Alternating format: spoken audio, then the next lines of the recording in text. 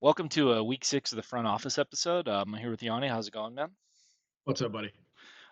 So this week in fantasy, I had my first 4-0 week of the season, and I have one undefeated team left.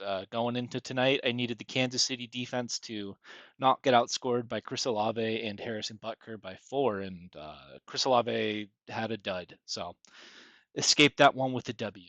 But at any rate, let's get into the waiver wire for week 6.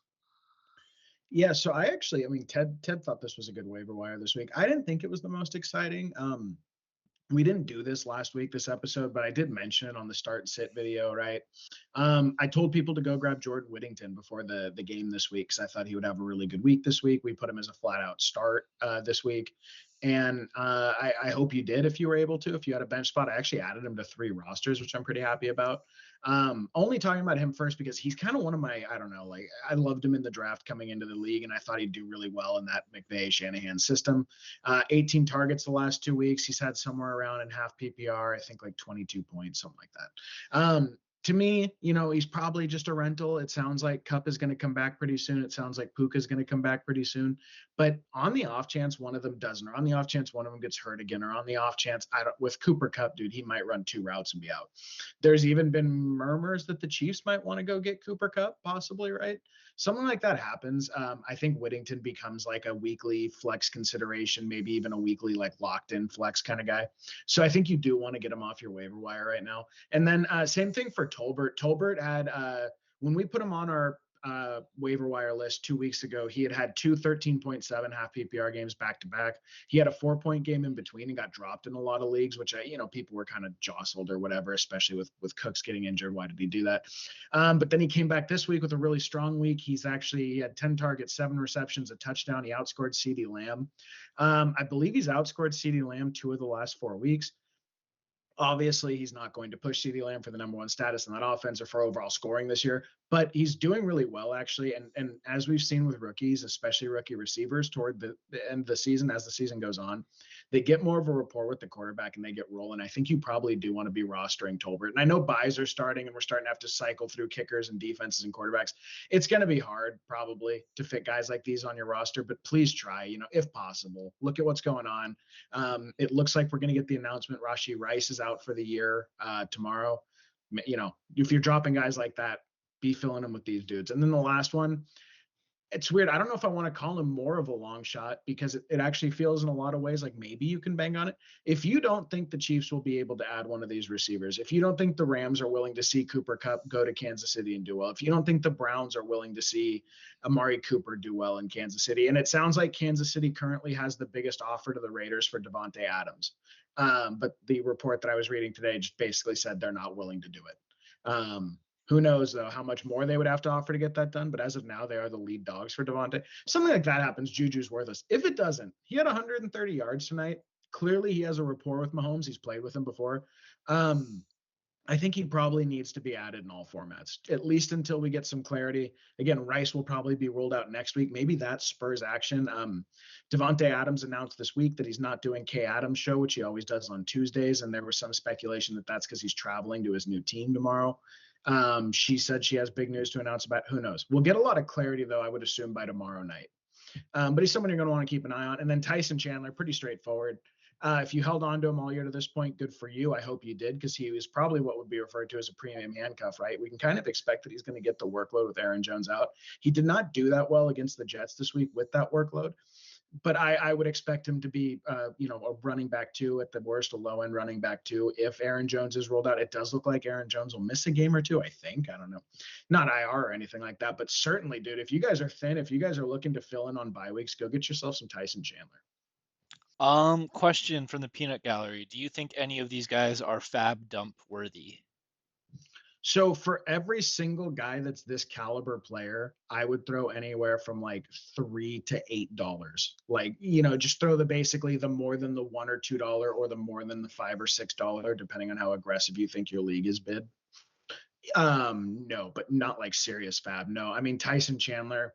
If you're the Aaron Jones manager and he's your hero RB, like something like that, maybe that's where you go 15, 16, 18%, 22% if you're desperate, if you're like 1-4 and your season's done if you lose.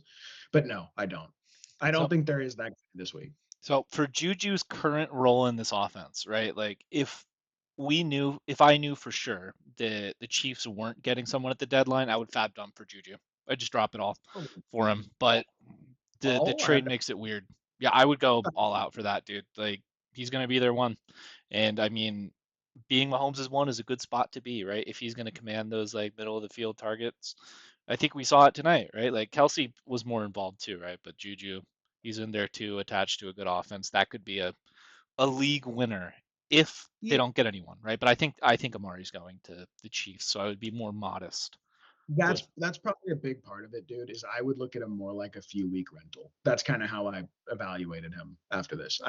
I would be very surprised if they go to the playoffs with Sky Moore and Juju Smith-Schuster and Watson as their wide receivers. You know what I mean? Yeah. All right. Maybe. I'll get into my waiver wire picks. Jalen Wright's the first one. A-Chain has the concussion, and right now we saw it in the game against the Patriots. He should be splitting touches with Mostert. So I mean, the player looks good to me, right? Like there's not a lot to like about the Dolphins right now, but when Jalen Wright is getting run, he's doing a good job with it. This is a 50-50 backfield split on what shouldn't be a very good team, but as long as Snoop Huntley is your quarterback, they'll probably be trying to run as much as they can. I would say $0 to $10 fab, depending on what your roster needs, right? Like if you have a bye week, for example, and you just need a body to put in there, like you could go up to $10 on Jalen Wright, but just like with how crowded that backfield is and the situation that kind of keeps me from dumping anymore. Next one is Kirk Cousins. I believe he's rostered in 51% of leagues, so it's probably like coin flip chance that he's sitting out there on your waiver wire. But he had a huge game on Thursday, and like a lot of the way I've looked at Kirk is like I've kind of downgraded the entire Falcons offense, right? Just because he didn't look healthy. He had the staggeringly bad looking week one game against the Steelers, but he's kind of been slowly improving every week, and we finally saw like the big game on Thursday. So I would say he's turning the corner. Question marks on Fab because I think it depends on your roster, right? Like if you are a zero QB roster and you feel like you're getting a consistent quarterback away, maybe you drop the load on him, right?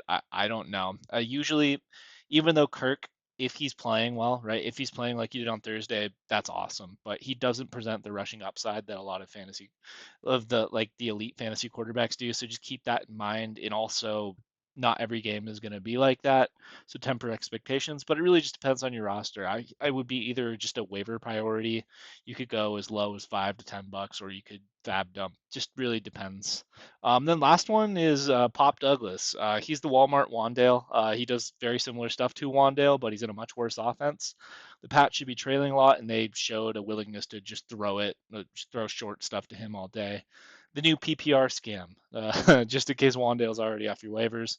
No fab on this guy. I would just see if you can put him in the back end of your roster.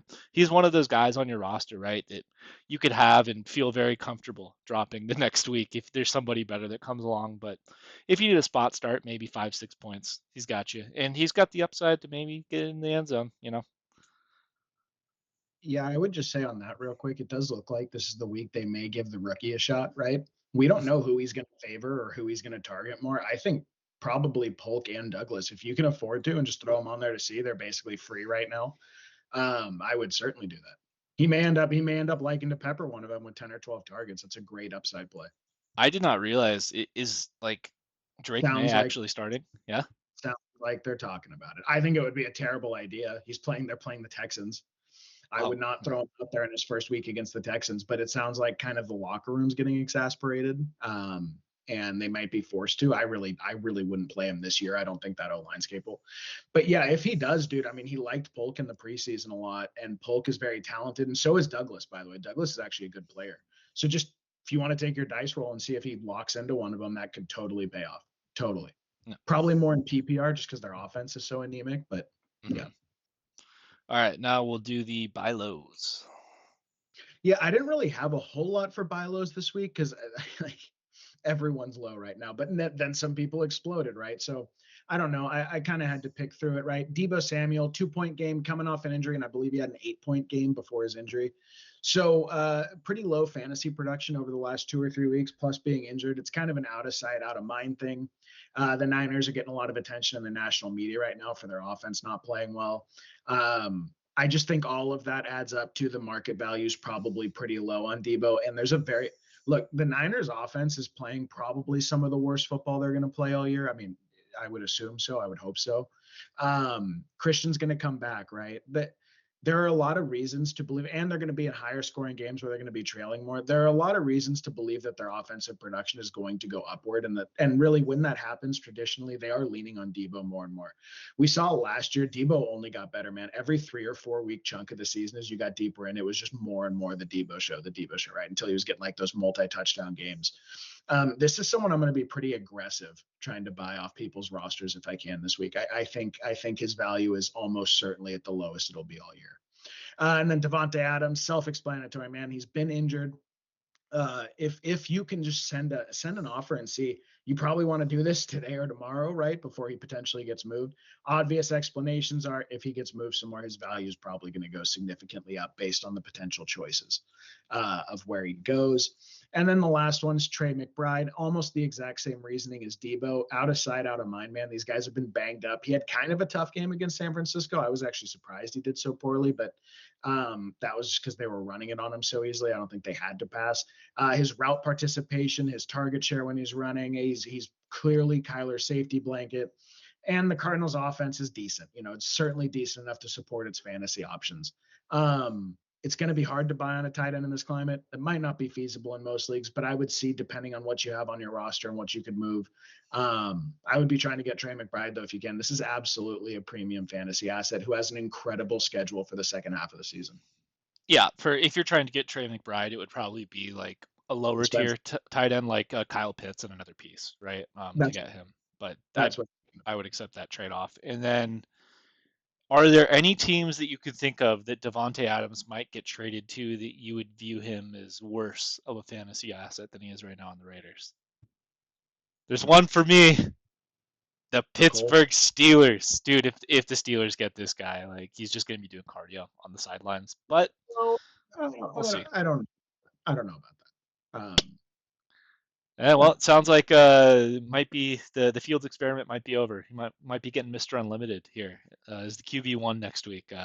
Apparently, 2 game losing streak is just too much for the Yinzers to take. the fans said it should happen, so it'll probably happen. Yeah, so I've seen the Twitter whispers right now. They're Yinzers coming out and telling, showing clips and saying Russ hits that. Russ hits that. Deep, Russ would find him there. So it is kind of weird, right? And we've had the reports that Tomlin has kind of been like being weird about Russ, like, oh, he's getting better, he's getting better. I'm thinking that one day he's just gonna say, oh, yep, he's better now, and throw him out there. We'll see. I good think luck. they're gonna botch that pretty good. Anyways, my Good luck. buy lows. First one is Travis Etienne. This is entirely predicated on the Jaguars moving him at the deadline. Last week he actually got out snapped by Tank Bigsby, which is a big yikes. If you're a Travis Etienne owner, you probably drafted him mid-second or third round. When you see who's supposed to be your stud running back splitting time, that's not good. And not only is he splitting time, he's looking worse. He's looking like the B side of that backfield. I could see a team like Pittsburgh or Kansas City potentially trying to go get him. Any running back needy team, or if a running back injury pops up, if you're willing to risk it, it's a potentially massive payoff if he lands in the right spot. And he's still a good player. He's not a bad player. It's just been weird in Jacksonville all year. Next one is Amari Cooper. I kind of mentioned this earlier, but he's another trade deadline candidate. I think this is going to be the guy the Chiefs go get. We saw what Juju did in this offense tonight. Amari Cooper is going to just explode if that happens. If he goes to the Chiefs, that's like a league winner, right? And right now you could probably get him for pretty cheap. It's been disgusting. In Cleveland, it looks like they might be going to Jameis Winston here, either this week or maybe next week or something. We'll see on that. But yeah, you could probably get him on your roster for pretty cheap right now. Then last one is Roma Dunze. Caleb may finally be turning the corner. I'm not super sure on that, but he by far had his best game of the year on Sunday. Granted, it was against the Carolina Panthers, but if you haven't looked at the Bears fantasy schedule, go check it out. Like every single team on the list is basically like green. It's if Caleb is good, Roma Dunze is definitely going to be good here.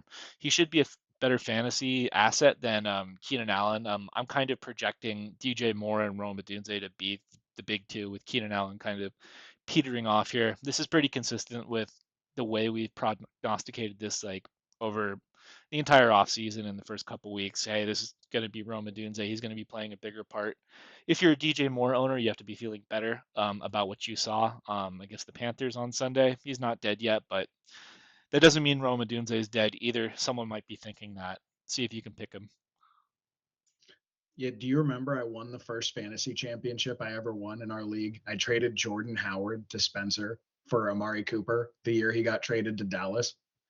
And then he went off. He had that 39-point game the first week of the playoffs that saved me. I was down like 28, and he went off for 39 points. Just a good memory about Amari Cooper. Might have the same thing, dude. Might have the exact same thing happen.